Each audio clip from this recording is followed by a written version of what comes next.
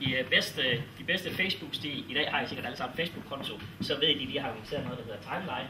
Så derfor har jeg kaldt mit oplæg i dag for Timeline for Thomas Scott og Thomsen.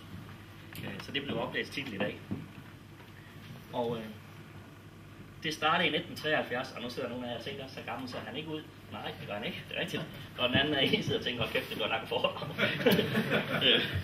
Men jeg kom til verden i 1973 ude i Vestjylland, i en lille selvstændig familie, sådan i hvert fald en sølvskib røv, ude på vestkysten, hvor min far han drev selvstændig virksomhed, handlede med 52 forskellige lande, sådan navigationsudstyr og sådan ting. Så alt det lå i kortene for, at jeg faktisk også skulle være selvstændig erhvervsdrivende på et eller andet tidspunkt i mit liv.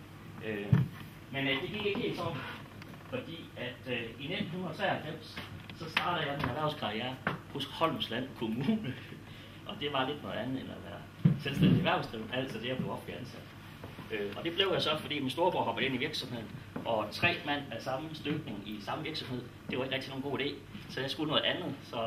Og da jeg ikke kunne blive bankdirektør, det var altså min drøm dengang, så tænkte jeg skal i stedet for gå ind i politik, og hvordan skulle man ellers ændre den offentlige sektor, det kunne man gøre på en måde, det var ved at lære den indenfra at kende, så jeg fik en elevplads ved Holmsland Kommune.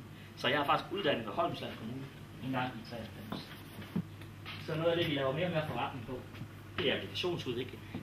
Altså hvor vi koder, når jeg er inde på Facebook, så møder jeg alle de her konkurrencer, hvor man kan vinde det ene og det andet, og det tredje og det fjerde. Og det skal være efter Facebook guidelines og sådan noget, så derfor skal det køre i sådan nogle applikationer, nogle stedapplikationer. Og det bedste ved dem, det er, at den kan man ofte sælge flere gange. Altså når man har kodet sådan en applikation, så inviterer en ven med i Divci, har vi for eksempel lavet, jamen den virker også inviterer en ven med på sushi, eller inviterer en ven med på shopping, eller hvad det nu kan være. Det vil sige, at vi kan sælge de her applikationer flere gange, og det giver godt væk. Så det er rigtig fint. Selvom jeg helst ikke ville have været en teknologivirksomhed. Det blev så alligevel en virksomhed, det blev så også alligevel. Så sætter vi annoncering, det er primært Facebook-annoncering. Det tjener faktisk ingen penge på, det tjener Facebook penge på, og det er stort set det eneste, de tjener penge på. Så noget af det, vi også har en god forretning på, det er at lave community management.